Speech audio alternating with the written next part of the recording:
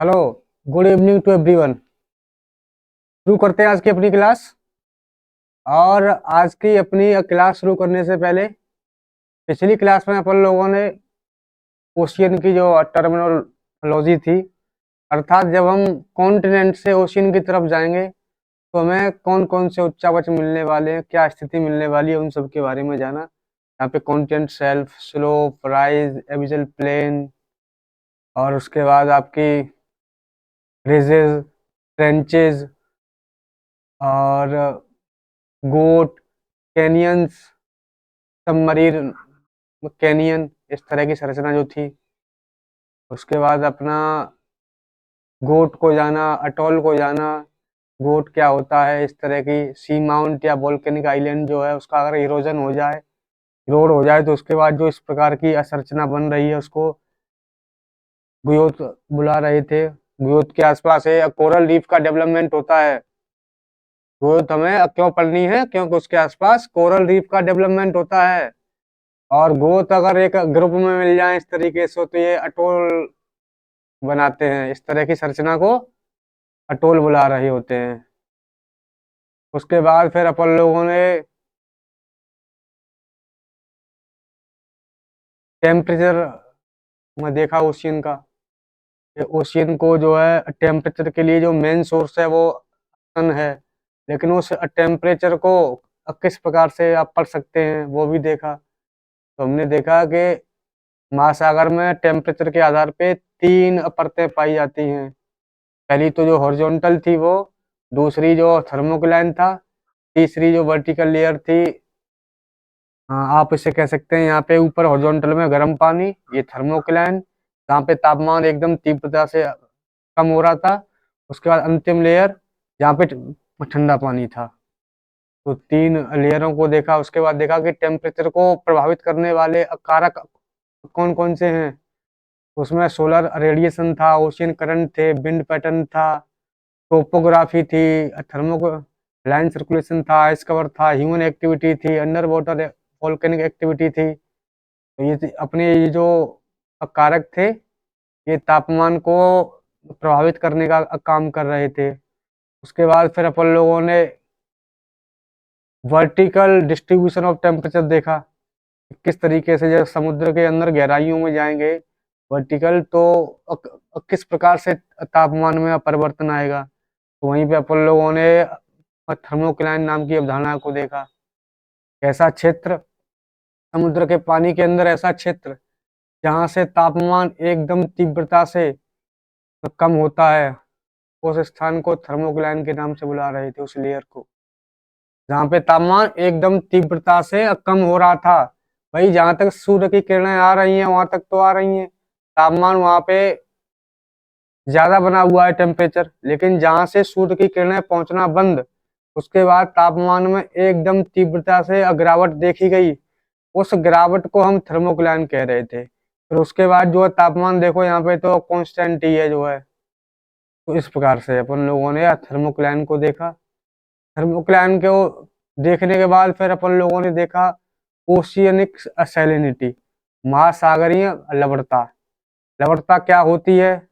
तो मैंने आपको बताया कि जो लवण है उसमें कौन कौन सी चीजें मिलने वाली हैं। क्लोरीन मिलने वाला है, सोडियम है, सल्फेट है, मैग्नीशियम है, कैल्शियम है, पोटेशियम है। इनका सीक्वेंस भी परसेंटेज वाइज याद रखना था। ऐसा नहीं है कि याद ही नहीं है, वहाँ एग्जाम में मैच द कॉलम आ गया फिर जो है बैठे हैं। फिर उसके हिसाब से जो कॉम्बिनेशन में मिल रहे थे, sodium chloride, magnesium sulphate, calcium sulphate, potassium sulphate, उनका परसेंटेज असेंडिंग डिसेंडिंग ऑर्डर जो भी है याद रखना था बिल्कुल। और उसके बाद सैलिनिटी को प्रभावित करने वाले कारक जो थे उनको देखा। इवोपरेशन और प्रेसिपिटेशन, बाष्पीकरण और वर्षा, रिवर रन ऑफ, नदियां जो फ्रेश वाटर लेके आ रही थी किस प्रकार से सैलिनिटी को कम कर रही थी। आइस मेल्टिंग होने के बाद जो पानी समुद्र में आ रहा था उससे सैलिनिटी कम हो रही थी। सी आइस फॉर्मेशन एंड मेल्टिंग, उसको देखा।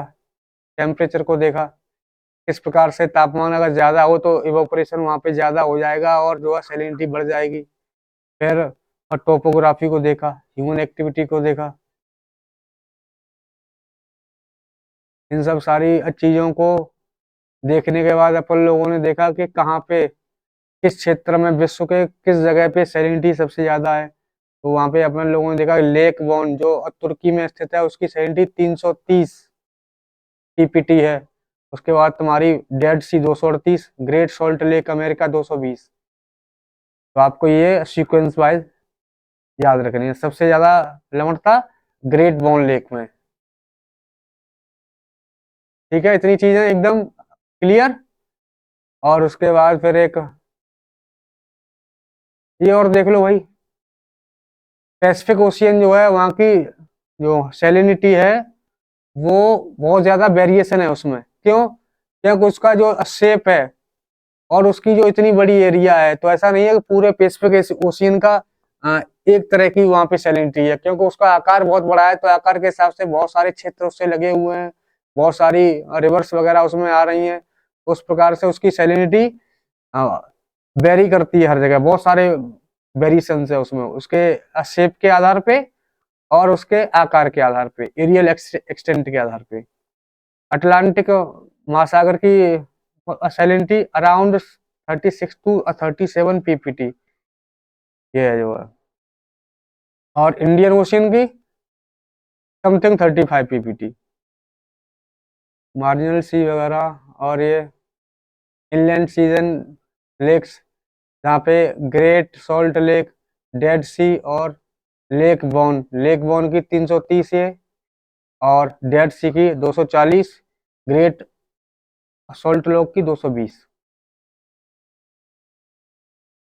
फिर उसके बाद ये आपका ओशियन है। अगर ओशियन में लो इवोपरेशन, कम वाष्पीकरण हुआ और हाई रेनफॉल हुई, वर्षा ज्यादा हुई, तो क्या होगा? सैलिनिटी कम हो जाएगी। सैलिनिटी कम हो जाएगी क्योंकि पानी ज्यादा हो गया है हाई रेनफॉल के आधार पे, और इवोपरेशन कम हो गया है उसका वाष्पीकरण, तो सैलिनिटी कम हो जाएगी। डेंसिटी भी कम हो जाएगी पानी की, और वाटर का लेवल बढ़ जाएगा। अगर हाई इवोपरेशन हुआ, ज्यादा वाष्पीकरण होने लगा ओशियन से, वर्षा हो गई कम, तो सैलिनिटी सैलिनिटी बढ़ जाएगी, डेंसिटी पानी की बढ़ जाएगी और वाटर सिंक कर जाएगा, जल स्तर उसका कम हो जाएगा। इसी तरीके से लेस हीट, अगर ऊष्मा ऊर्जा जो है, टेम्परेचर कम प्राप्त हो रहा है, वो कहाँ पे होता है? नियर पोल्स, ध्रुवों के पास।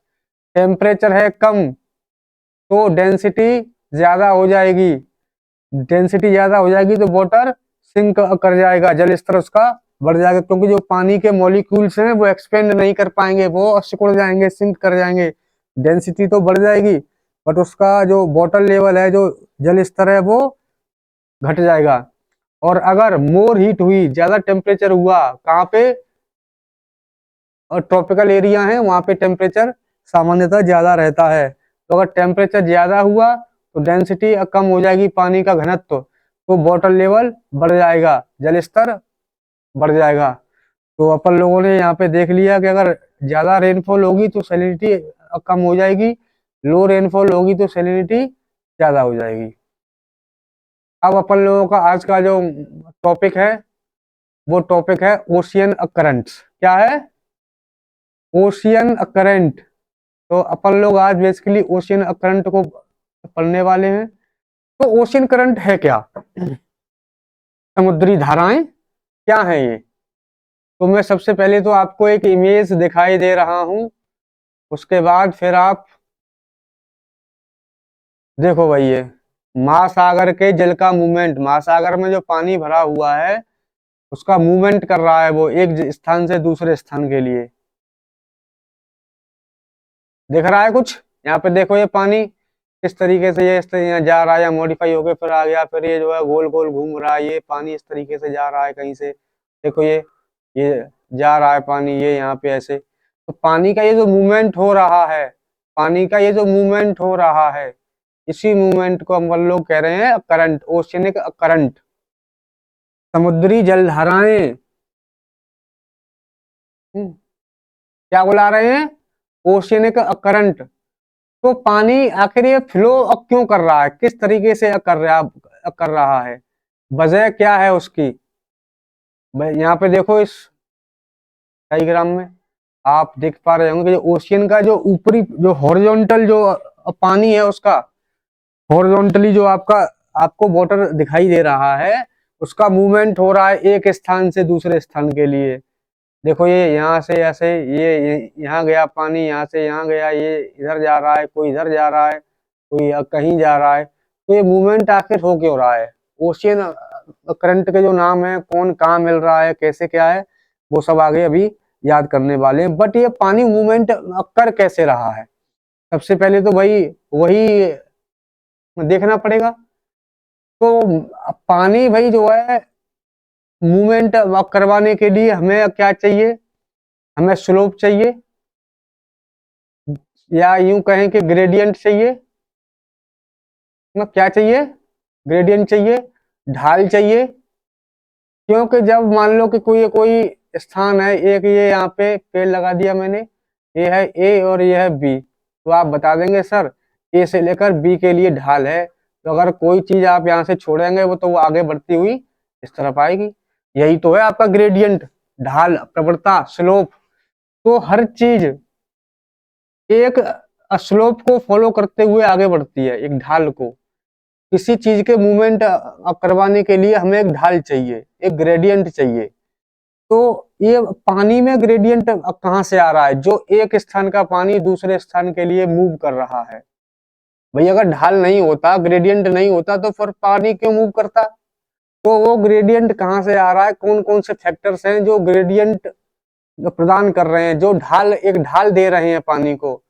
तो उन सब चीजों के बारे में देखने वाले हैं। तो पानी को ग्रेडियंट देने के लिए, एक ढाल देने के लिए, सबसे पहले आपका इंपोर्टेंट फैक्टर हो सकता है रेनफॉल। क्या हो सकता है, रेनफॉल।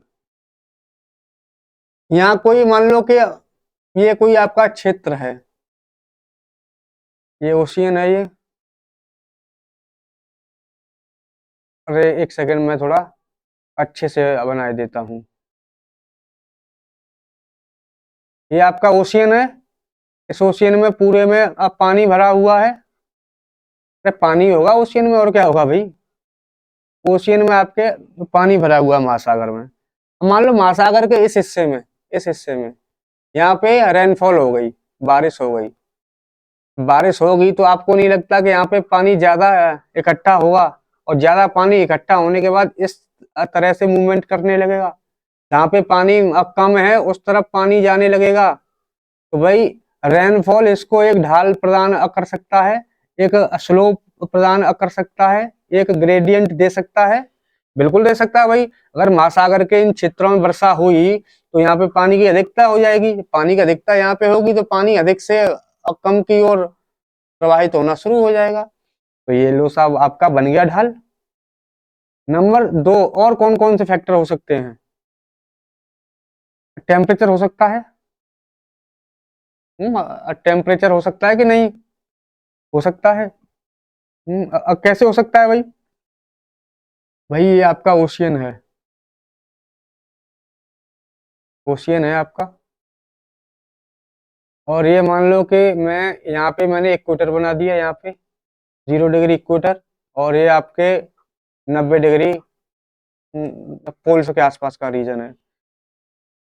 तो अब यहाँ पे 0 डिग्री इक्वेटर पे तापमान रहता है बहुत ज्यादा, तापमान ज्यादा रहता है पोल्स के मुकाबले, ध्रुवों के मुकाबले। तो ये जो तापमान यहाँ से यहाँ पे आएगा, पानी को जो तापमान मिलने वाला है, तो पानी के जो मॉलिक्यूल हैं, पानी के जो H2 है, वो H2O एक्सपेंड करना शुरू करेंगे तापमान की वजह से। जब वो एक्सपेंड करना शुरू करेंगे, फैलेंगे, तो वाटर लेवल यहाँ पे हाई हो जाएगा, वाटर लेवल ऊंचा हो जाएगा, क्योंकि जो पानी के जो मॉलिक्यूल थे वो एक्सपेंड होना शुरू हो गए। जब एक्सपेंड होंगे कोई चीज जो है तो उसका लेवल बढ़ेगा, राइज होगा उसका लेवल। जब यहाँ पे तापमान ज्यादा था, इसके मॉलिक्यूल्स ने एक्सपेंड किया, तो यहाँ पे तापमान हो, ये जो सी लेवल था, जो वाटर लेवल था, वो ज्यादा हो गया। अब यहाँ पे पोल्स के आसपास उतना तापमान नहीं है, उतना तापमान नहीं है। तो ये इसके मॉलिक्यूल्स भी एक्सपेंड नहीं है, सिकुड़े हुए हैं, सिंक किए हुए हैं। वाटर लेवल यहाँ पे है कम, तो ज्यादा वाटर लेवल से कम वाटर लेवल की तरफ पानी फ्लो करेगा। बन गया ग्रेडियंट। जैसे आप यहाँ पे इस मैप में आ जाओ, आप देख पाएंगे कि ये इक्वेटर पे ज्यादा गर्मी है। देखो ये पूरा इक्वेटर से पानी ध्रुवों की तरफ बहने का प्रयास कर रहा है। इन एरोज जो हैं, इन एरोज को देखो, ये पानी इक्वेटर से ध्रुवों की तरफ जा रहा है। देखो ये इक्वेटर से ध्रुवों की तरफ, क्योंकि इक्वेटर पे तापमान ज्यादा है, पानी के मॉलिक्यूल एक्सपेंड कर चुके हैं, फैल चुके हैं, तो वाटर लेवल हाई हो गया है, ऊंचा हो गया है। वाटर लेवल जब यहाँ पे ज्यादा है और यहाँ पे है कम, तो पानी इक्वेटर से ध्रुवों की तरफ मूवमेंट करेगा। क्लियर? और कौन सा फैक्टर हो सकता है भाई? रेनफॉल हो गया आपका, टेम्परेचर हो गया, हवा हो सकती है ना, विंड, विंड हो सकती है भाई। अरे हो सकती है भाई, ये आपका ओशियन है, पानी भरा हुआ है ओशियन में। बताना हाँ, नहीं पड़ेगा आपको कि ओशियन में पानी भरा हुआ है। पानी है तभी तो ओशियन है वो। अब मान लो यहाँ पे ये ईस्टर्ली हवाएं आ रही हैं। जब ईस्टर्ली हवाएं आ रही हैं तो ये हवाएं पानी का जो हॉरिजॉन्टल पैटर्न है, ये ऊपर वाला जो सरफेस एरिया है, इसको इन्फ्लुएंस करेंगी हवाएं। इस पानी को अपने साथ बहा के ले जाएंगी, पानी को बहा के अपने साथ ले जाएंगी हवाएं। तो इस छोर पे पानी को इकट्ठा करेंगी, मतलब पानी का लेवल इन्होंने यहाँ पे कर दिया कम और पानी का लेवल यहाँ पे इन्होंने कर दिया ज्यादा। हो सकता है ना भाई? विंड भी तो एक स्लोप प्रदान कर सकती है। पानी जो हॉरिजॉन्टल पैटर्न है, पानी का जो ऊपर वाला सरफेस वाला पानी है, उसको प्रभावित कर सकती है हवाएं, बिल्कुल कर सकती है। और क्या हो सकता है भाई? सैलिनिटी हो सकती है भाई। क्या हो सकती है? लवणता, लवणता हो सकती है और सैलिनिटी। कैसे? जैसे मान लो कि एक आपका ये पात्र है कोई, जिसमें लेस सलाइन वाटर है, लेस सलाइन वाटर है इसमें आपका, और ये कोई दूसरा पात्र है, इसमें भी आपका है वाटर, लेकिन ये आपका सलाइन वाटर है। सलाइन वाटर है। तो जब इसमें लेस सलाइन वाटर है, ये आपका सलाइन वाटर है, इसकी सैलिनिटी ज्यादा है। जब इसकी सैलिनिटी ज्यादा है तो इसकी डेंसिटी भी ज्यादा होगी, इसका घनत्व भी ज्यादा होगा। जब इसका घनत्व ज्यादा होगा तो ये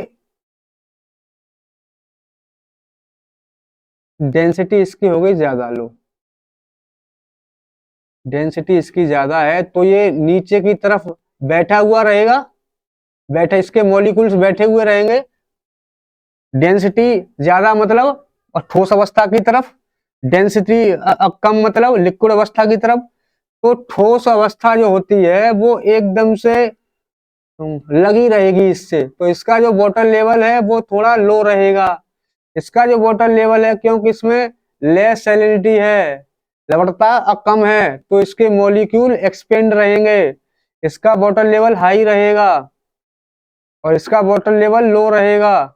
तो वाटर लेस सैलिनिटी से हाई सैलिनिटी की तरफ मूव करेगा, लेस सैलिनिटी से हाई सैलिनिटी की तरफ वाटर मूव करेगा। ये भी आपका एक ढाल हो गया, एक ग्रेडियंट हो गया। हुआ कि नहीं?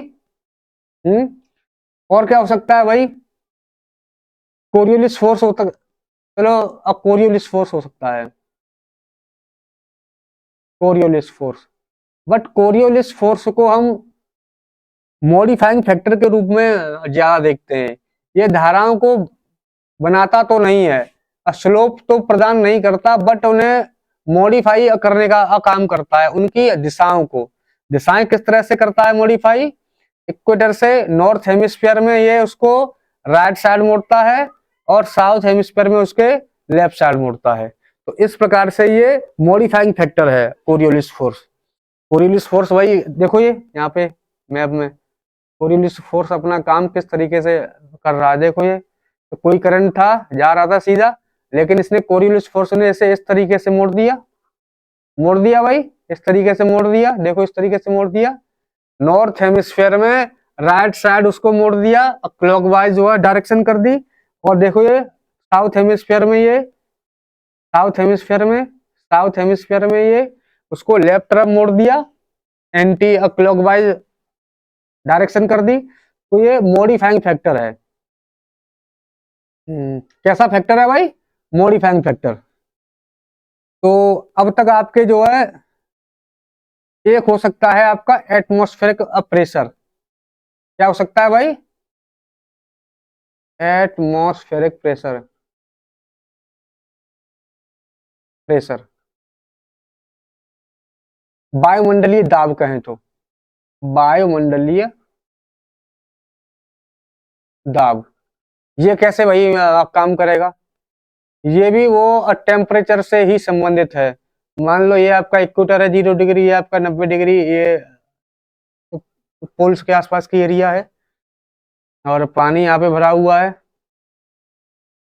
अब 0 डिग्री पे तापमान ज्यादा है, तापमान ज्यादा होने से क्या होगा भाई? यहाँ पे लो प्रेशर बनेगा। लो प्रेशर बनेगा मतलब यहाँ की हवाएं ऊपर की तरफ सिंक कर रही हैं, हवाएं सिंक कर रही हैं, तो इसे पानी के जो मॉलिक्यूल्स हैं उनको उनके ऊपर से प्रेशर खत्म होगा, उनके ऊपर से प्रेशर खत्म होगा हवाओं का, तो ये ऊपर की तरफ एक्सपेंड करना शुरू करेंगे, पानी के मॉलिक्यूल्स ऊपर की तरफ एक्सपेंड करना शुरू करेंगे, तो जल स्तर ऊंचा हो जाएगा। जबकि ध्रुवों पे ध्रुवों पे तापमान है कम, वायुमंडलीय दाब ज्यादा है, पानी को एक्सपेंड होने का मौका ही नहीं मिलेगा, तो यहाँ पे जल स्तर होगा कम, यहाँ पे जल स्तर होगा ज्यादा, तो ज्यादा से कम की तरफ मूवमेंट होगा पानी का। क्लियर? जब पानी के ऊपर से वायुमंडलीय दाब जो हवाओं का प्रेशर था वो हट गया, तो पानी एक्सपेंड करेगा भाई, पानी के मॉलिक्यूल्स थोड़ा थोड़ा अब फैल जाएंगे, थोड़ा थोड़ा ऊपर हो जाएंगे, तो वाटर लेवल बढ़ जाएगा। जब वाटर लेवल बढ़ जाएगा तो यहाँ पे आपके वाटर लेवल हाई, यहाँ पे वाटर लेवल कम, तो पानी हाई से कम की तरफ मूवमेंट करना शुरू कर देगा। तो समुद्र का पानी इस तरह से मूवमेंट कर रहा है, समझे? और क्या फैक्टर हो सकता है? कोई और फैक्टर हो सकता है क्या? हम्म। तो अब तक आपके कौन कौन से फैक्टर हो गए? लिखो भाई। टेम्परेचर हो गया, टेम्परेचर हो गया, सैलिनिटी हो गया, और आपका डेंसिटी हो गया, और आपका रेनफॉल हो गया, और क्या हुआ भाई? विंड हो गया, और आपका एटमॉस्फेयर का प्रेशर हो गया, और आपका एक कोरियोलिस फोर्स हो गया, कोरियोलिस। और आपका क्या हो सकता है? एक आपकी हो सकती है तटीय संरचना, तटीय संरचना। ये आपके विंड जो आपके करंट हैं उनको बनाने में योगदान नहीं देगी, बट उनको मॉडिफाई करने में योगदान देगी। कैसे? यहाँ देख लो भाई, ये आपका जो करंट था, ये ओशनिक करंट जा रहा था, बट ये आगे इस कोस्टल एरिया से टकराने के बाद मॉडिफाई हो गया, इसकी दिशा परिवर्तित हो गई, इसकी दिशा परिवर्तित हो गई। तो जो कोस्टल एरियाज हैं वो करंट की डायरेक्शन को चेंज करने में, मॉडिफाई करने में योगदान देती हैं। देखो ये कोस्टल एरिया अगर नहीं होती तो ये पानी सीधा यहाँ से यहाँ तक हो जाता, बट ये कोस्टल एरिया होने की वजह से उसने पानी की जो धारा थी उसको मॉडिफाई कर दिया। तो आपकी कोस्टल एरिया हो सकती है। और क्या हो सकता है? और आप कह सकते हैं कि सर मिड ओशियनिक रिजिज जो है महासागर के अंदर, वो भी इस प्रकार की जो संरचना है उसमें अपना योगदान कर सकते हैं। तो आपने देख लिया कि धारा जो है हमें ग्रेडियंट प्रदान करने में temperature, salinity, density, rainfall, wind और एटमॉस्फेरिक प्रेशर, ये इतने सारे फैक्टर हमें पानी के अंदर स्लोप बना के दे रहे हैं, एक ढाल बना के दे रहे हैं जिससे पानी मूवमेंट करना शुरू करे, एक ग्रेडियंट बना के दे रहे हैं। और कोरियोलिस तटीय संरचना और मिड ओशियनिक रिजेस, ये पानी के मूवमेंट को मॉडिफाई कर रही हैं, ये पानी की दिशाओं को, डायरेक्शन को मॉडिफाई करने का काम कर रहे हैं। तो अब देख लेते हैं आगे ओशियन करंट कौन कौन से हैं, कहाँ कहाँ से हैं। देखो तो भाई, मतलब इतनी बात तो आपको समझ में आ गई है ना कि पानी का मूवमेंट हो रहा है एक स्थान से दूसरे स्थान के लिए, वो किस प्रकार से हो रहा है, ढाल के आधार पे और स्लोप के आधार पे। स्लोप हमें कौन कौन से फैक्टर्स बना के दे रहे हैं वो भी आपने देख लिए, रेनफॉल हो गया, विंड हो गया, टेम्परेचर हो गया, एटमॉस्फेरिक प्रेशर हो गया, वो सब अभी आपने देख लिए। तो सबसे पहले आप हेडिंग बना लो अटलांटिक सी, अटलांटिक नहीं, नॉर्थ अटलांटिक लिखो आप वहां पे, नॉर्थ अटलांटिक ओशियन, क्योंकि नॉर्थ की जो करंट है और जो साउथ अटलांटिक के करंट है उनको अलग और नॉर्थ वालों को अलग। अभी एग्जाम में आ जाए सवाल के नॉर्थ अटलांटिक में कौन सा ओशियन करंट है तो फिर आप घूम जाओगे। तो नॉर्थ वाले अलग से लिखो और साउथ अटलांटिक वाले अलग से लिखो।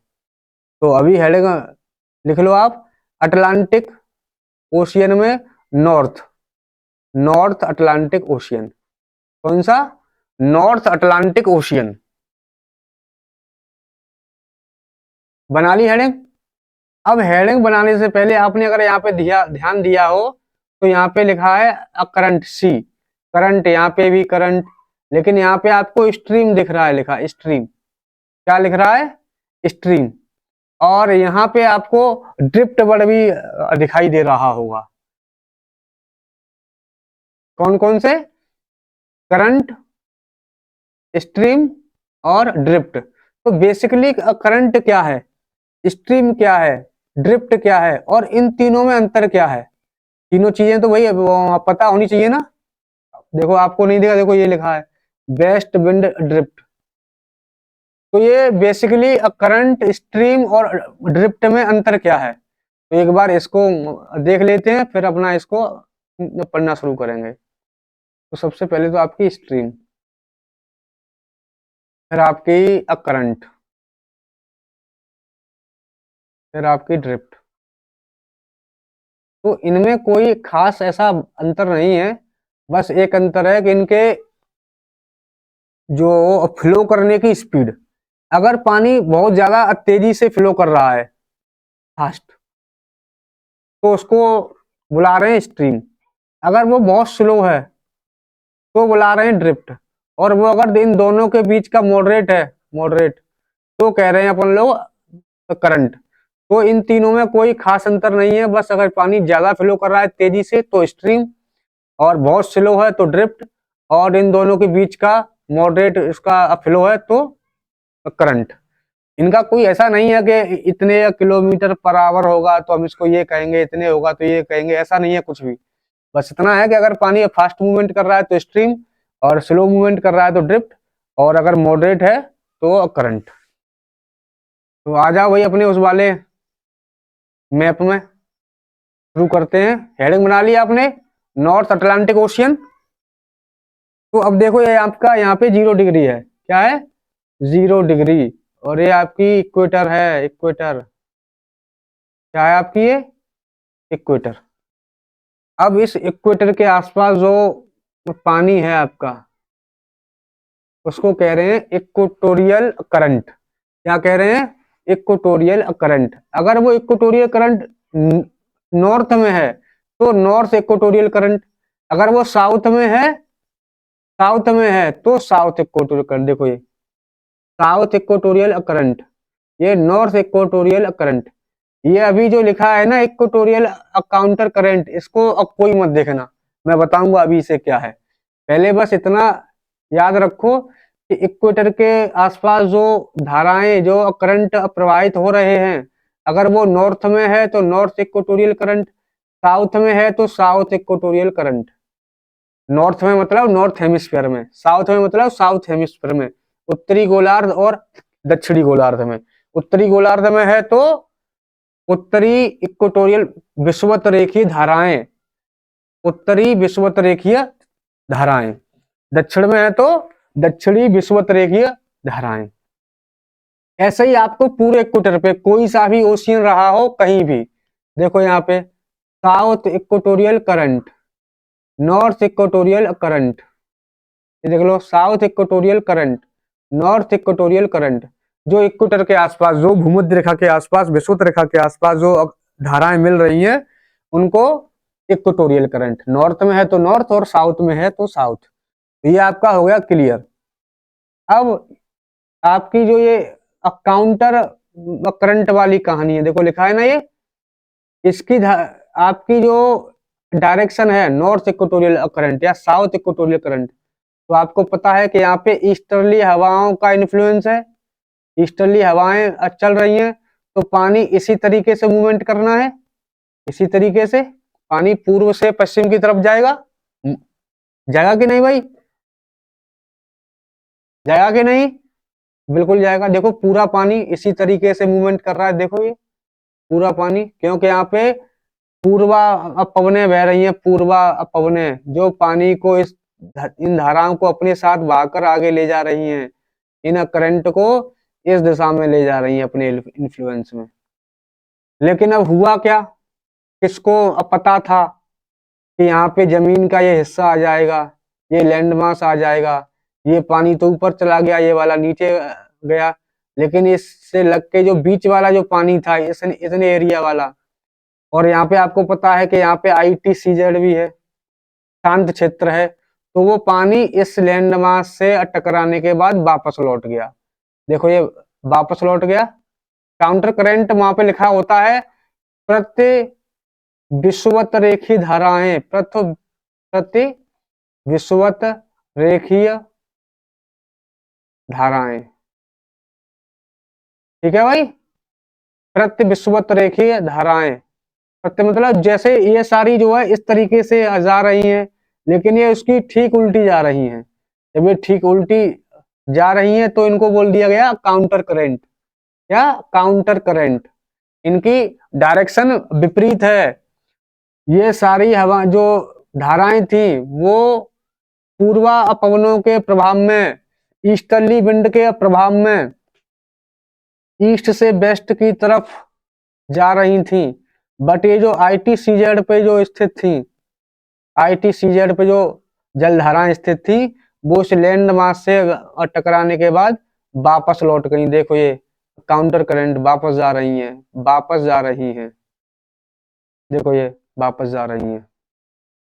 तो इतनी बात अपना ये बेसिक क्लियर हो गया कि काउंटर करंट क्या है, जो धाराएं वापस लौट के विपरीत दिशा में जा रही हों।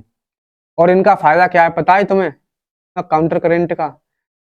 आपको जाना है यहाँ मैक्सिको से इधर कहीं एशिया वाले क्षेत्रों में, तो जाते टाइम तो आप इस नॉर्थ इक्वेटोरियल करंट से चले जाओ, लेकिन जब लौट के आओ तो इस काउंटर करंट से लौट के आ जाओ, एनर्जी बच जाएगी तुम्हारी।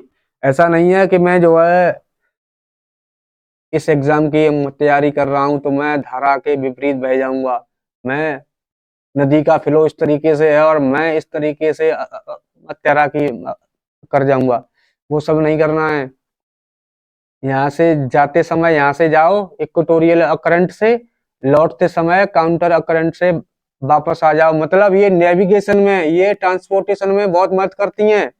इसमें ट्रांसपोर्टेशन में, नेविगेशन में, जाते समय इनसे जाओ, आते समय इनसे वापस आ जाओ।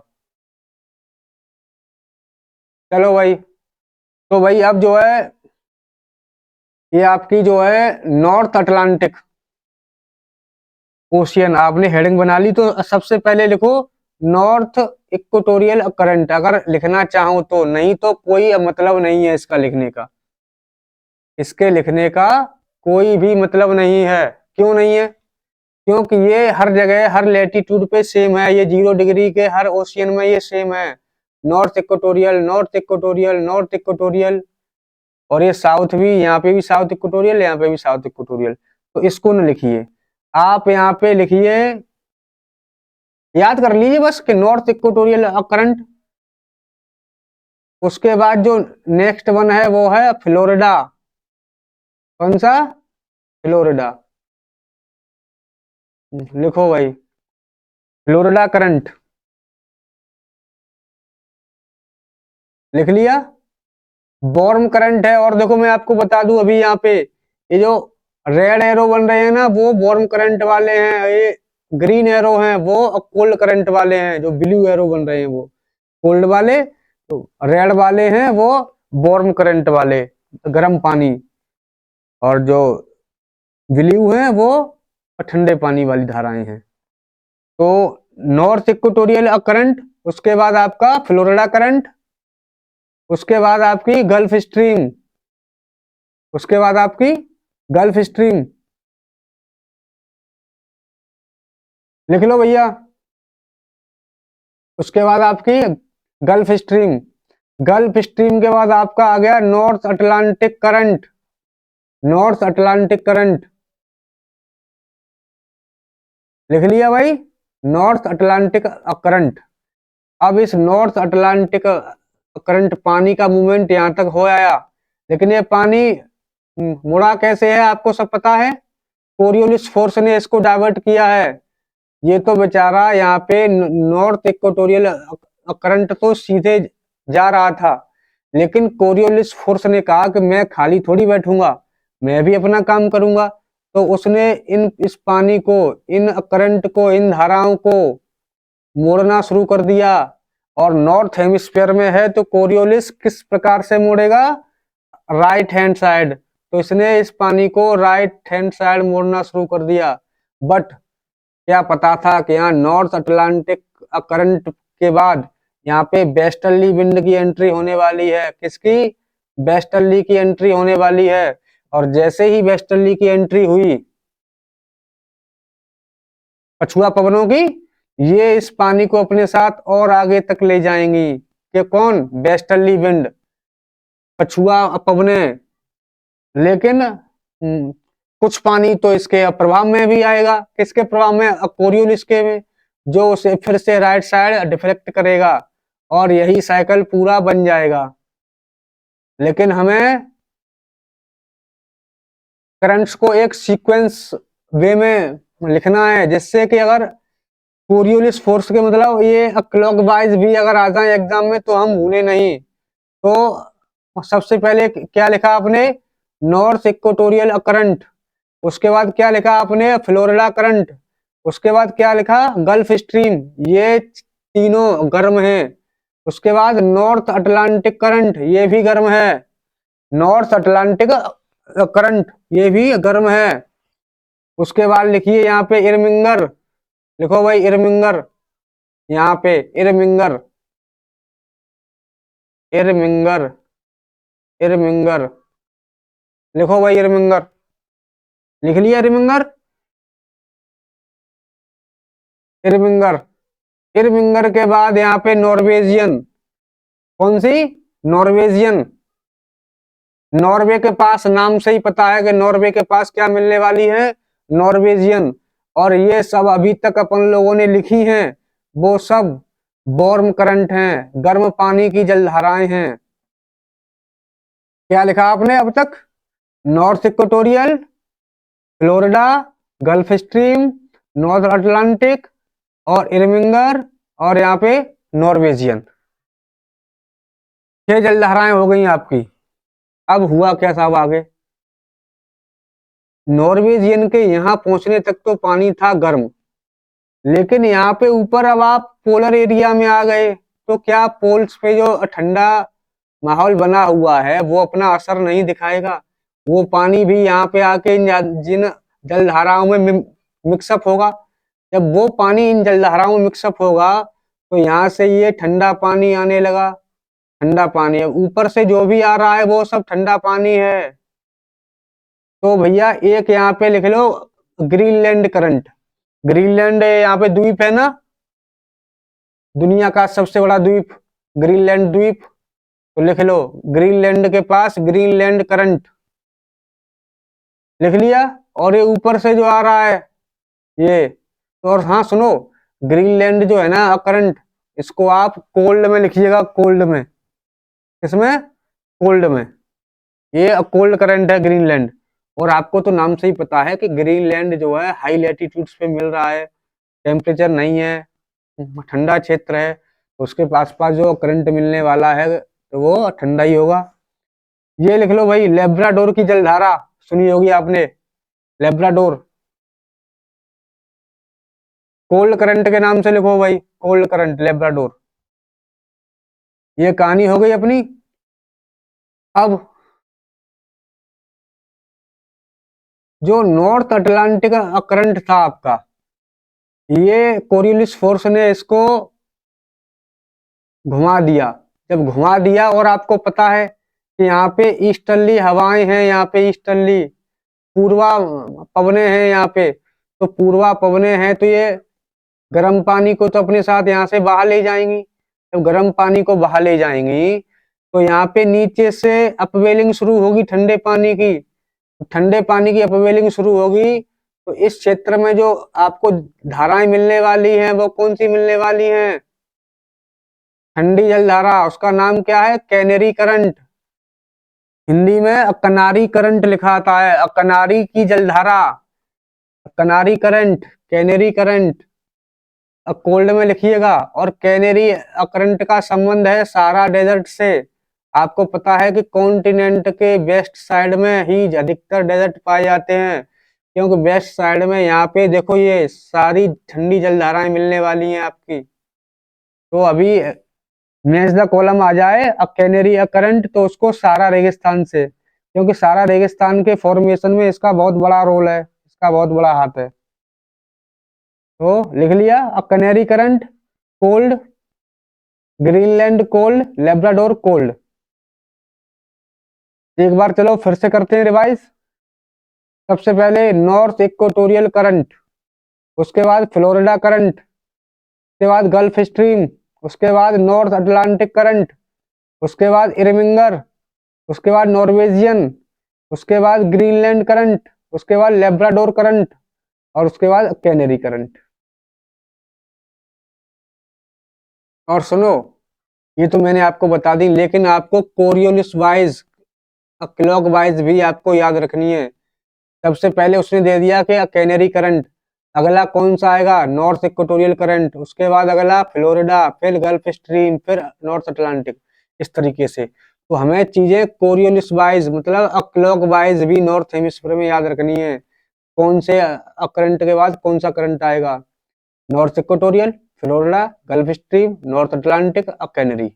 ये हो गया आपका कोरियोलिस वाइज। हो गया भाई। और सुनो, एक चीज मैं तुमको बताऊंगा, और ये जो आपका नॉर्थ अटलांटिक करंट है ना, ये गर्म जलधारा है। यहाँ पे ब्रिटेन के पास, क्योंकि ब्रिटेन भैया हाई लैटिट्यूड पे स्थित है, तो यहाँ पे मामला रहता है इनका ठंडा। तो ये गर्म जलधारा जब यहाँ से यहाँ तक पहुंचती है तो यहाँ के मौसम को भी गर्म कर देती है, तो इनको थोड़ी गर्मी महसूस होती है, इनको थोड़ी गर्मी महसूस होती है, क्योंकि ये गर्म जलधारा है, गर्म पानी है, तो यहाँ पे जाके इनको थोड़ी राहत देती है। तो आपके नॉर्थ अटलांटिक ओशियन आपका कंप्लीट हो गया। और एक बार और देख लो भाई, याद हो जाए यहीं पे तो ज्यादा बेटर है। North Atlantic current, Florida, gulf stream, north Atlantic का करंट, और आपका इरविंगर, नॉर्वेजियन, ग्रीनलैंड, लेब्राडोर, और ये आपकी कैनरी, कनारी। इतनी हो गई भाई आपकी। हुई याद कि नहीं? नेक्स्ट वन आ जाओ भाई। अब लिख लो south Atlantic ocean, south Atlantic ocean. और साउथ अटलांटिक ओशियन में सबसे पहले आपको लिखना है south equatorial current, south equatorial current. उसके बाद जो अगला मिलने वाला है, गर्म है ये, वार्म है ये, साउथ इक्वेटोरियल करंट। उसके बाद ये अगला मिलने वाला है जो बहुत ही कठिन है, ब्राजील करंट। यहाँ पे ब्राजील है तो ब्राजील के नाम से ब्राजील करंट, ब्राजील करंट। बहुत मुश्किल है भैया। अब ब्राजील करंट के बाद यहाँ पे आप लिखेंगे waste wind drift. Waste wind drift जो कोल्ड है, कोल्ड करंट है, जो कोल्ड करंट है, जो कोल्ड करंट है, क्योंकि ये वेस्टर्ली के इन्फ्लुएंस में आके इस तरीके से जा रहा है। वेस्टर्ली हवाएं इसे अपने साथ ले जा रही हैं। चल भैया इस तरफ। तो वेस्ट विंड ड्रिफ्ट, ये हवाएं कहाँ से आ रही हैं? वेस्ट से आ रही हैं, वेस्टर्ली के प्रभाव में आ रही हैं, तो इसका नाम ये वेस्ट विंड ड्रिफ्ट। ये जो करंट है वो वेस्टर्ली विंड के प्रभाव में आ रहे हैं इस तरफ, तो वेस्ट विंड ड्रिफ्ट कोल्ड है। हो गया भाई। अब देखो यहाँ पे एक आपको फॉकलैंड करंट दिख रहा होगा। अब आप सोच रहे होंगे कि सर ये जो साउथ हेमिस्फीयर में कोरियलिस फोर्स इसको अपने लेफ्ट साइड मोड़ेगा, बट यहाँ तो मुझे कुछ उल्टा दिख रहा है। ये जलधारा तो अपने विपरीत दिशा में जा रही है, ये तो विपरीत दिशा में जा रही है। तो मैं कहूंगा कि ये कोरियलिस फोर्स की वजह से नहीं हुआ है, ये मॉडिफाइंग फैक्टर है। यहाँ पे फॉकलैंड आइलैंड है, तो उस पानी से उन आइलैंड से, उस लैंड मास से टकराने के बाद ये जलधारा एक इधर चली गई, एक इधर चली गई। तो जो इस साइड गई है ना उसको कह रहे हैं Falkland current. Falkland current south America के पास, यहाँ पे फॉकलैंड नाम के द्वीप हैं, तो फॉकलैंड नाम के द्वीपों के पास जो जलधारा मिल रही है उसका नाम है फॉकलैंड करंट। बहुत मुश्किल है याद करने में। फॉकलैंड करंट हो गया भाई। ठंडी जलधारा है फॉकलैंड। नौ वेस्ट विंड ड्रिफ्ट, ये भी ठंडी जलधारा है। अब जब ये आगे जाएंगी, जब ये आगे जाएंगी तो आगे जाने के बाद ये यहाँ पे कोरियलिस फोर्स फिर से इनको घुमा देगा। अब इनको फिर से घुमा देगा तो इसका नाम लिखिएगा आप Venezuela. Venezuela, Venezuela, Venezuela. Cold current है भाई, वेनेजुएला कोल्ड करंट है। वेनेजुएला कोल्ड करंट है, और यहाँ पे ये कोल्ड करंट है।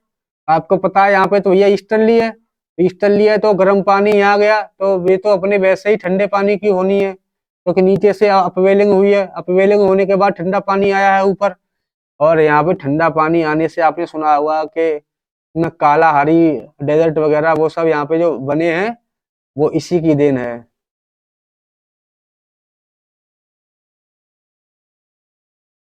तो अब तक अपन लोग पढ़ चुके हैं साउथ अटलांटिक ओशियन में south equatorial current, Brazil current, और आपका waste wind drift, Falkland current, और आपका ये Venezuela current, Venezuela, Venezuela current. हो गया भैया। देख लो भाई, जिसको याद न हुआ हो तो। साउथ इक्वेटोरियल, ब्राजील, और आपका ये वेस्ट विंड ड्रिफ्ट, फॉकलैंड, और वेनेजुएला, वेनेजुएला, वेनेजुएला। और कोल्ड को कोल्ड में लिखना, वार्म को वार्म में, वार्म में। ऐसा ना हो कि आप कोल्ड मिक्सअप कर दें, वहां पे फिर दिक्कतें हो आगे। तो कोल्ड को कोल्ड में लिखना है और वार्म को वार्म में। नेक्स्ट वन आ जाओ भाई अपने। अब लिख लो जो है पैसिफिक ओशियन, और पैसिफिक ओशियन में भी north Pacific ocean, north Pacific ocean लिख लिया भाई। अब नॉर्थ पैसिफिक ओशियन में आप सबसे पहले लिखेंगे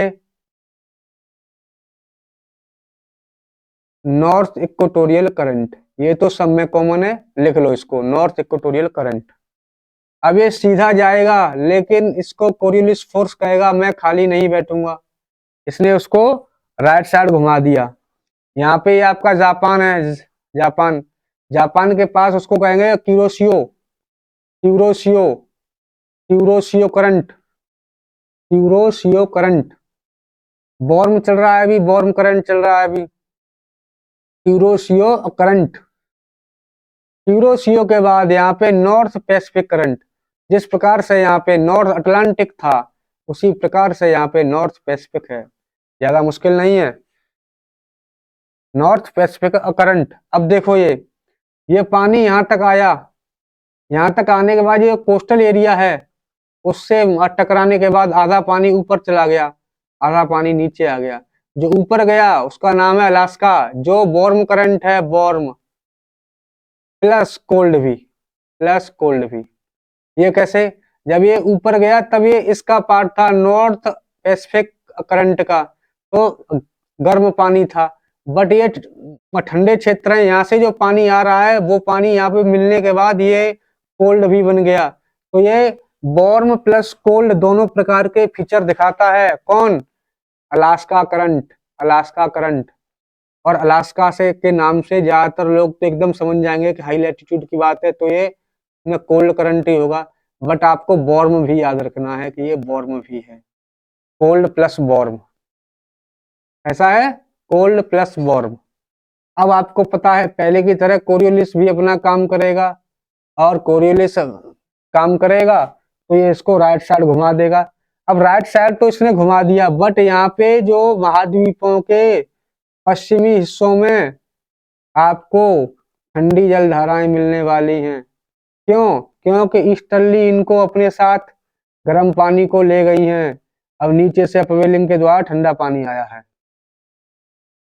तो यहाँ पे जो आपको ठंडी जलधारा मिलने वाली है वो है कैलिफोर्निया करंट। कैलिफोर्निया, जिस प्रकार से यहाँ पे कैनरी थी, यहाँ पे वेंगुएला थी, उसी प्रकार से यहाँ पे कैलिफोर्निया करंट। कैनरी, वेंगुएला, कैलिफोर्निया महाद्वीपों के पश्चिमी भागों में मिलने वाली ठंडी जलधाराएं हैं। लिख लिया भाई? अब जो यहाँ से जो जलधाराएं आ रही हैं आर्कटिक ओशियन के पास से, यहाँ पे हाई लैटिट्यूड से, उसका नाम है ओयोसियो, ओयोसियो। ये भी जापान के पास मिल रही है। कहाँ पे? जापान के पास। नाम क्या है? ओयोसियो। कैसी है? कोल्ड है, कोल्ड, कोल्ड करंट है, कोल्ड करंट है। अब एक तो आपको मिल रही है अक्यूरोसियो जो है गर्म, एक आपको मिल रही है ओयोसियो जो है ठंडी। अब दोनों को याद कैसे रखें? तो यहाँ पे याद रख लो ओ से, ओए ये तो ठंडी है, ओए ये तो ठंडी है। ओयोसियो मतलब ठंडी, ओए ये तो ठंडी है। इस तरीके से याद कर लो, ओयोसियो ठंडी है और क्यूरोसियो गर्म है। क्लियर? तो एक बार फिर से देख लेते हैं। नॉर्थ इक्वेटोरियल करंट, उसके बाद क्यूरोसियो, उसके बाद नॉर्थ पैसिफिक करंट, उसके बाद अलास्का, और उसके बाद Californian current. California current cold और ओयोसियो कोल्ड। ये अलास्का कोल्ड प्लस वार्म, याद रखिएगा भाई। नेक्स्ट वन हेडिंग बनाओ भाई अपनी, south Pacific ocean, south Pacific ocean, south Pacific ocean. बना ली भाई? अब साउथ पैसिफिक ओशियन में सबसे पहले तो south equatorial current, south equatorial current लिखो भाई। लाओ मैं थोड़ा जूम कर लूं इसको।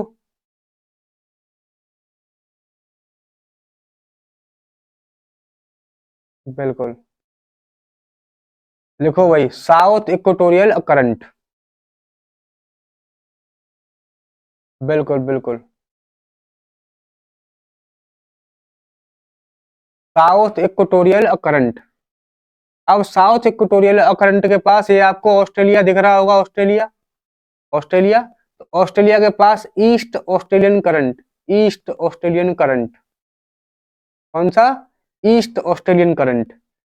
गर्म है, कोरियोलिस ने इसको घुमाया है, गर्म है। लिख लिया भाई? लिख लो भाई। उसके बाद लिख लो Antarctic circumpolar current, Antarctic circumpolar current, Antarctic circumpolar current जो ठंडी है, कोल्ड है, कोल्ड, कोल्ड है। उसके बाद फिर कोरियोलिस इसको घुमा देगा और ये बन जाएगा Peru current, Peru current. Peru current को हमबोल्ट करंट के नाम से भी जानते हैं, हमवोल्ट करंट, हमवोल्ट। लिखो भाई हमवोल्ट करंट। पेरू करंट को हमवोल्ट करंट के नाम से जानते हैं। और आपको पता है कि पेरू करंट ठंडा हुआ क्योंकि ये महाद्वीप के पश्चिमी भाग में मिल रहा है, ओशियन के ईस्ट में, ओशियन के ईस्ट में और कॉन्टिनेंट के वेस्ट में स्थित है। तो ये ठंडा होगा, ठंडा ठंडा। तो कौन कौन से आपके ठंडे हो गए? महाद्वीपों के पश्चिमी भाग में कैलिफोर्निया मिला, पेरू या हमबोल्ट, कैनेरी और वेनेजुएला। 4 हो गए आपके। ये याद हो गए भाई। South equatorial current, east Australian current क्योंकि ऑस्ट्रेलिया का ईस्ट भाग है, ईस्ट, तो east Australian current, Atlantic, Antarctic और सरकमपोलर करंट।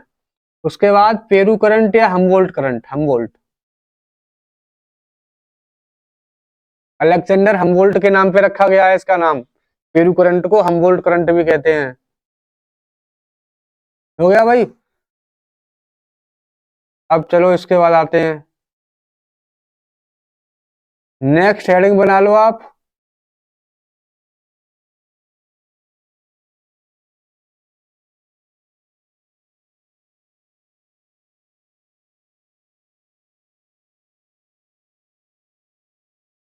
Indian ocean.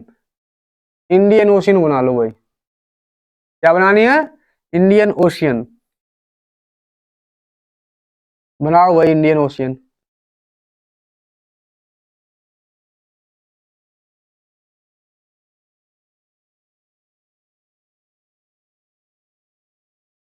लिख ली भाई इंडियन ओशियन।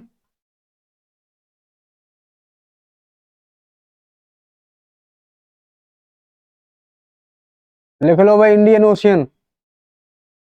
और इंडियन ओशियन में सबसे पहले लिखो south equatorial current, south equatorial current. और साउथ इक्वेटोरियल करंट के बाद लिखो अगुलास करंट, अगुलास करंट, अगुलास करंट जो मेडागास्कर के बीच में होके आ रहा है पानी। यह है मेडागास्कर आपका, और यहाँ से जो आ रहा है उसको कह रहे हैं अगुलास करंट। कौन सा? अगुलास।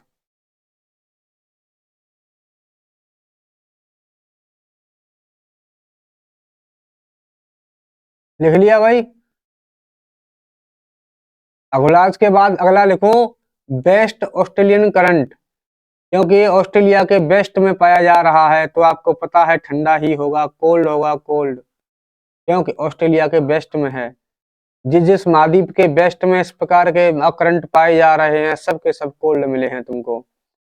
कैनरी देखा, बेंगुला देखा, कैलिफोर्निया देखा, वो सब जो है आपको, और हमबोल्ट देखा आपने अभी। अब ये वेस्ट ऑस्ट्रेलियन करंट लिख लिया भाई, वेस्ट ऑस्ट्रेलियन करंट। अब वेस्ट ऑस्ट्रेलियन करंट को देखने के बाद आप एक चीज और नोटिस कर पा रहे होंगे कि यहाँ पे देखो ये ऑस्ट्रेलिया के वेस्ट में ही आपको एक गर्म जलधारा मिल रही है। ऑस्ट्रेलिया के वेस्ट में ही एक गर्म जलधारा मिल रही है, ल्यूविन करंट, ल्यूविन करंट। आप कहेंगे सर हर महाद्वीप के वेस्ट में मुझे अब तक ठंडी जलधाराएं मिल रही थी, ये गर्म कैसे हो गई? तो आप पाएंगे कि यहाँ पे जितने भी इक्वेटोरियल करंट आ रहे थे सबके सामने कोई न कोई स्थलाकृति थी, लैंडमास था, महाद्वीप था, तो वो आर पार नहीं हो पा रहे थे। यहाँ पे क्या इतना लैंडमास लगा हुआ है, जो ये गर्म पानी है ये कहीं न कहीं होके, कहीं न कहीं होके यहाँ पे आ गया, तो यही गर्म जलधाराएं यहाँ तक आ गई। इसको हम किस नाम से बुला रहे हैं? Leeuwen current. ल्यूविन लिख लो, गर्म जलधारा है, ऑस्ट्रेलिया के वेस्ट में मिल रही है, ल्यूविन करंट। बट यहाँ पे जो वेस्ट ऑस्ट्रेलियन करंट जो है वो ज्यादा डोमिनेट करता है, वेस्ट ऑस्ट्रेलियन करंट, जो कि ठंडी जलधारा है ऑस्ट्रेलिया के वेस्ट में, तो हम ज्यादातर उसी को रखते हैं याद। बट अगर तुम्हें लिख के रखो इससे, क्योंकि एग्जामिनर जो है ज्यादातर इसी तरीके के कंफ्यूजिंग वाले सवाल ही पूछते हैं। ल्यूविन करंट, ऑस्ट्रेलिया के वेस्ट में गर्म जलधारा। हो गई भाई। अगुलास करंट आपका हो गया, गर्म है, और मोस्ट इम्पोर्टेंट है 3-4 स्पेस स्टार लगा लेना। और इससे भी मोस्ट इम्पोर्टेंट है आपको सोमाली करंट। लिख लो भाई, सोमाली करंट, सोमाली करंट। और सोमाली करंट में अगर आप लोग नोटिस कर रहे हो तो एक बात दिखाई दे रही होगी आपको। क्या? देखो भाई, किसी ने अगर नोटिस की हो तो, कि सर सोमाली करंट जो दिख रहा है मुझे, ये तो मुझे एंटी क्लॉकवाइज घूमता हुआ दिखाई दे रहा है नॉर्थ हेमिस्फीयर में होते हुए भी। जबकि कोरियोलिस फोर्स तो इस तरीके से मुड़ता है, बट ये तो इस तरीके से आ रहा है। ये क्या मामला है? तो ये मॉडिफाइंग फैक्टर का असर है, मॉडिफाइंग फैक्टर का असर है। और ये लिख लो यहाँ पे, Somali current changes its direction, direction according to the season, according to the season. इसे इंडियन ज्योग्राफी में और अच्छे से देखते हैं, पढ़ेंगे, बट अभी इतना समझ लो कि ये ऋतुओं के अनुसार, मौसम के अनुसार अपनी दिशा भी बदल लेता है, अपनी दिशा भी बदल लेता है। कौन सा? Somali current. और ये वार्म करंट है फिलहाल, लेकिन ये कोल्ड भी बन जाता है, कोल्ड भी बन जाता है। इसमें कोल्ड प्लस वार्म दोनों लिखिएगा, कोल्ड और वार्म। अब ये है कैसे? अभी तो इसकी दिशा इस प्रकार से है, बट जब जो है मानसून के टाइम में, जब दक्षिण पश्चिमी मानसून आते हैं तो हवाएं इस प्रकार से चलती हैं इंडिया की तरफ। अब हवाएं इस प्रकार से चल, क्योंकि अभी ये जो है ना, अभी ये जो है कोरियोलिस फोर्स से ज्यादा यहाँ पे ईस्टर्ली विंड जो है, पूर्वा पवनें हैं, वो ज्यादा डोमिनेट कर गई हैं। तो पूर्वा पवनें इसे इस तरीके से जाने के अलावा इसको यहाँ से ऐसे लेके आ रही हैं, इसको ऐसे लेके आ रही हैं। तो यहाँ पे पूर्वा पवनों, ईस्टर्ली विंड का डोमिनेंट है, इसलिए इनको यहाँ पे लेके आ रही हैं।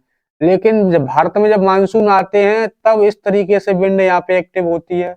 जब विंड यहाँ पे इस तरीके से एक्टिव होती है तो इन जलधाराओं को यहाँ पे अपने साथ इस तरीके से घुमाना शुरू कर देती हैं, इस तरीके से, इस तरीके से। तो इसकी डायरेक्शन भी चेंज हो जाती है, प्लस इसका टेम्परेचर जो अभी वार्म है ये कोल्ड भी हो जाता है।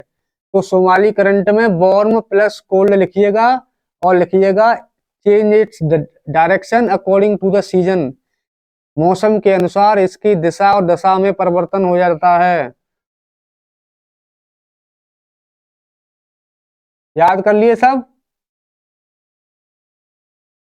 Equatorial current, Agulhas current, west Australian current, और आपका सोमाली करंट। हो गया भाई? बिल्कुल। और आपका ल्यूविन करंट। कौन सा कोल्ड है, कौन सा वार्म है, सब पता है आपको।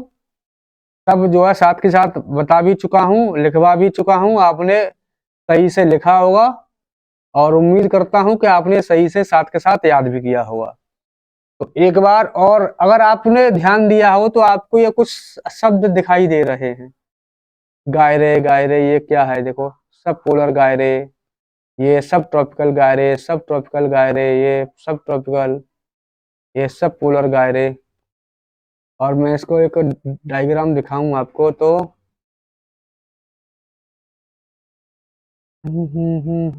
रुको एक सेकंड, मैं दिखाता हूं आपको एक।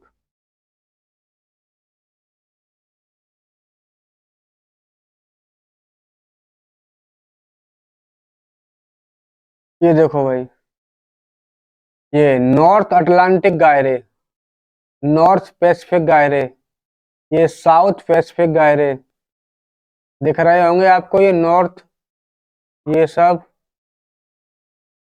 दिख रहे हैं ना, साउथ पैसिफिक, ये साउथ अटलांटिक, ये इंडियन ओशियन गायरे। ये क्या है? तो आपको पता है कि पानी किस तरीके से मूवमेंट कर रहा है। पानी का मूवमेंट ऐसे ही तो हो रहा है, पानी का मूवमेंट इसी तरीके से तो है, ऐसे ऐसे। जब पानी ये गोल गोल घूमता है तो पानी में जो भी पॉल्यूशन, प्लास्टिक, कचरा जो भी है, वो घूमते घूमते इन क्षेत्रों में आके इकट्ठा हो जाता है, इन क्षेत्रों में आके इकट्ठा हो जाता है। तो आपने नाम सुना होगा great Pacific garbage, great Pacific garbage, garbage ये, तो ये क्या है, ग्रेट पैसिफिक गार्बेज इन्हीं क्षेत्रों को बुला रहे हैं। मतलब यहाँ पे ये पानी इस तरीके से मूवमेंट करता है, करंट जो है मूवमेंट करने के बाद वो पानी गोल गोल घूमता है, घूमने के बाद ये सारा पोल्यूटेंट कचरा वो सब यहीं पे आके जमा होता है, इन्हीं क्षेत्रों के बीच में यहाँ पे जमा होता है, तो उन्हीं को कह रहे हैं गायरे। तो इनका काम क्या है बेसिकली कि यहाँ पे सारा कचरा, समुद्री कचरा जितना भी है सब इन्हीं गायरे में आके जमा होता है। अब गायरे ये बन कैसे गए, पानी के मूवमेंट के हिसाब से, पानी इस तरीके से मूवमेंट कर रहा है, बाल्टी में पानी भरो, हाथ से घुमाओ गोल गोल, तो बीच में आपको एक जगह दिखेगी, और जितना भी कचरा वगैरह होगा, जो भी भारी सामान होगा, वो बीच में आके इकट्ठा हो जाएगा। तो यही सब इसके साथ हो रहा है, यहाँ पे सारा कचरा वगैरह, समुद्री कचरा यहीं पे इकट्ठा हो रहा है। चलो भाई आ जाओ, अब एक बार जो है फिर से रिवीजन कर लेते हैं, क्योंकि रिवीजन जो है बहुत जरूरी है। तो भाई चलो शुरू करते हैं अटलांटिक से। नॉर्थ इक्वेटोरियल, यहाँ पे Florida, gulf stream, north Atlantic drift, Irminger, Norwegian, Greenland, Labrador, Canary, ये आपके हो गए। साउथ अटलांटिक ओशियन में साउथ इक्वेटोरियल, ब्राजील, और यहाँ पे वेस्ट विंड ड्रिफ्ट, बेंगुला, हो गया भाई। South equatorial, Brazil, west wind drift और बेंगुला। अब आ जाओ भाई प्रशांत महासागर में। North equatorial, Kuroshio, Oyashio, north Pacific, Alaska, California, हो गया भाई। अब साउथ पैसिफिक में south equatorial, east Australian current, Peru, ठीक है। अब उसके बाद इंडियन ओशियन में इक्वेटोरियल करंट, उसके बाद यहाँ पे अगुलास मेडागास्कर के पास, यहाँ पे वेस्ट ऑस्ट्रेलियन करंट, और यहाँ पे आपका था सोमाली करंट, सोमाली, और यहाँ पे एक और गर्म जलधारा मिल रही थी, उसका नाम क्या था, ल्यूविन करंट, ल्यूविन करंट, ठीक है। तो आपका ये रिवीजन भी हो गया, बाकी आप कोल्ड वॉर में सब लिख के रखा है, याद कर लीजिएगा। बाकी मैं इसके सारे फैक्टर्स जो है बता चुका हूं आपको, ठीक है। तो फिर आज की क्लास यहीं पे खत्म करते हैं।